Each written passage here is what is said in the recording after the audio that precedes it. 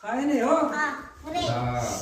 यो 100 को मेरै हो 100 दिन्छु ल अनि यो पैसा चाहिँ के गर्ने त राइस फुटुको मगफाडी अनि मांसाको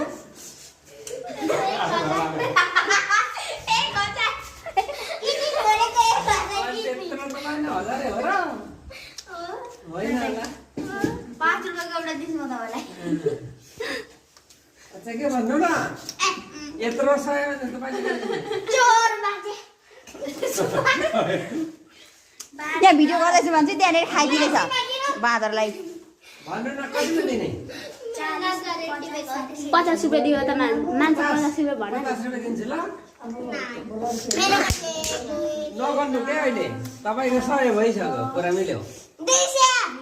फेरि 200 हाल्नु मन लाग्दैन